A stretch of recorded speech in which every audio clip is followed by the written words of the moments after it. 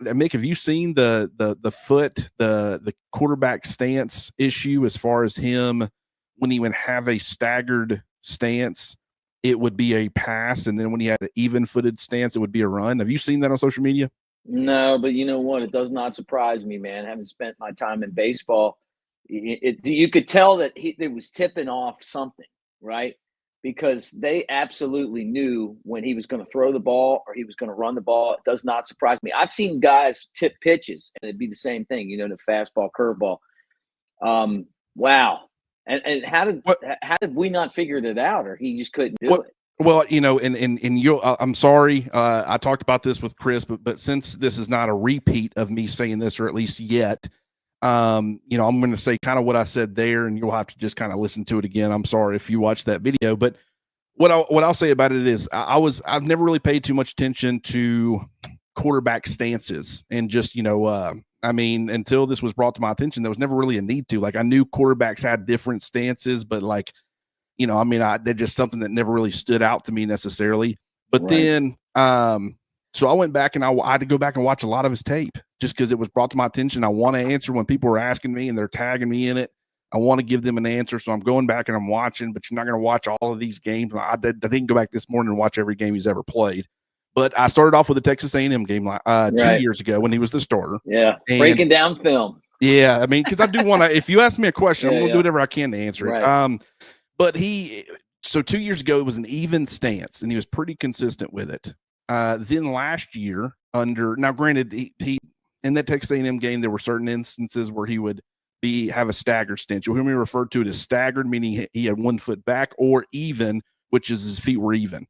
That's just how I refer to it. I think other people were, offset and different terminology, parallel. But then last year under Tommy Rees, it was like he was exclusively a staggered stance. And then this year, I also went and watched Michael Penix Jr. under Kalen DeBoer because I wanted to understand what Kalen DeBoer might want out of his quarterbacks. And Michael Penix was an even-footed guy. And so this year, I noticed when I go back and watch that, especially early in the year, Jalen Milroe was exclusively an even split guy. Now, there were certain games, like I watched the Georgia game, always even split. But then as the season progressed, in certain games, Tennessee, Auburn, Oklahoma, obviously Michigan, which is why we're all talking about this, it would seem like over the course of the game, he would never start off this way. This was never the plan. I think he was coached to be an even-footed guy. But he would start to, maybe as he's thinking about a lot, having to read the defense, do this, do that, I guess he was more comfortable in a staggered stance. So when he knew he was going to have to be processing information and doing all that as far as reading coverages, it was like he would not be thinking about his stance as much, and he'd go natural. The natural would be staggered. But when it was a run play and he was like handing the football off, or maybe there's still some reading going on. You got some zone read stuff. He's about to take the ball, on a quarterback draw or QB power or QB counter or whatever. He would have his feet even. And so what started happening is you would pick it up, and I would say it was the guy who posted the original video said like 80%. I would venture to say it was much higher than that.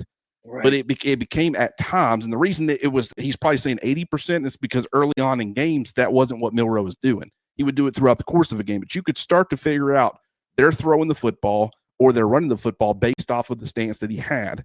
That is not good. You're supposed to have people, and I guarantee you the coaches, I'll put it this way.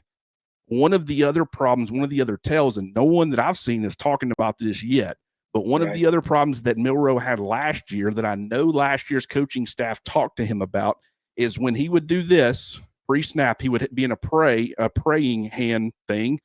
It meant that he was going to be throwing the football. If it was just a simple clap, it meant Alabama was going to be running the football. And I know that the coaching staff not only talked to him about the stance, but they talked to him about his hands too. And you're telling the defense what we're going to be doing based off of that. So, and it's not, these are things, it's like quarterback's trying to process a lot of information. Right. I don't necessarily, he was a first-year starter. This year, second-year starter. Fans are going to be frustrated with that. He's not the only one. I mean, you look at Quinn Ewers. I went and watched because I didn't want it just to be, okay, is this a Jalen Milroe problem or is this a quarterback problem? So I'm going back. I'm watching Carson Beck. I'm watching Nico Iamaleava. Like I said, I watched Michael Penix Jr. Right. I watched Peyton Thorne. Peyton Thorne is exclusively a staggered stance. Carson Beck is exclusively a staggered stance. Michael Penix Jr. even. Nico Iamaleava, pretty much. I mean, it's even at all times. Mac Jones, I also want. Hey, I know what Mac Jones was a much different style than Jalen. Right. Steve Sarkisian. Let me go look at him. Went and watched that 2021 national championship game against Ohio State. From the 2020 season, and he would switch it up, which I found interesting. But it was almost he was pretty much an even-footed guy for the most part. Certain obvious passing situations is 3rd and 9. He would go staggered a little bit. But what I also noticed that he did is there were times where it would be more of an obvious passing situation. Maybe it was a 3rd and 6 or a 3rd and 5. And he would go with a staggered stance, which might tell a defense you're throwing the football, and then he'd hand the football off. So it was almost like he was trying to throw defenses off with his stance a little bit, and he would switch it up. So you could get absolutely nothing out of him. In fact, I think he was purposefully in some ways manipulating that to try to, give himself in the offense an advantage. I don't know that definitively. I'm just telling you what I saw. With Milroe, I do think that he was actually doing a little bit too much as far as tipping what Alabama was going to be doing. And it wasn't just him. We've heard about Caden Proctor doing some things last year that was tipping the defense. This has kind of been a problem the last couple of years, and coaches are aware of this, and they're really trying to coach this out of guys. But, I mean, it can be a problem for you. Well, yeah. I mean, look, if they know you're going to run or pass, and then the games that he struggled in, especially 2 of the last 3, they were just so bad. I mean, there were times where you look at him and you put a video out. And I agree with you.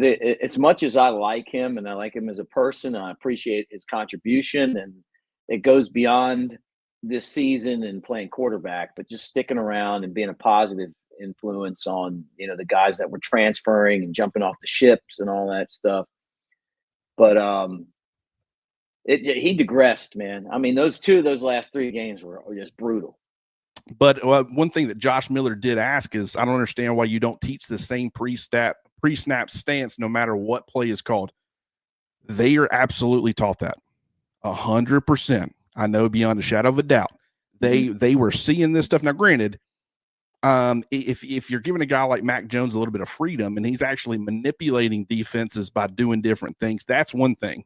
But as far as these coaching staffs, they're watching players on tape and they're trying to coach them to say, hey, like last year, I know that they specifically pointed this issue out with Milroe and tried to get him to go. And he's like, we don't care which one you use. You can go staggered, you can go even, but you need to have the same stance regardless. It can't be a tell. So I do want to point that out. I also, on the other video that we just recorded, pointed out when I played linebacker as a senior in high school, we're really sophomore, junior, and senior, we were taught in our stances, don't put your hands on your knees. I don't know why that was. I was watching guys on Saturdays do it. I was watching guys on Sundays do it, but we were taught not to. But I felt more comfortable. It was a little bit of a break. I could, rest myself on my knees a little bit. But B, I felt more comfortable doing it, and I thought it looked cooler if I'm speaking candidly. So sometimes I would just completely ignore what the coaches were telling me and do what I wanted to do in certain instances of games, and I'd get in trouble when we watch it on tape. They'd be like, we've told you 1,000 times, don't do that.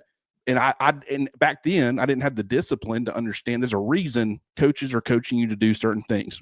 You might not agree with it, but there's a reason they want it to be done that way. I don't know if Milroe was just, through subconsciously getting into some of these situations, he's thinking about a lot. He starts not paying attention to some of the details. I don't know if it was that or if it was just him saying, hey, I feel more comfortable doing this in this, particular situation. I understand, when you got a staggered foot, it can help you getting in your drops faster, doing all that, but it's just, it can also be a huge tell.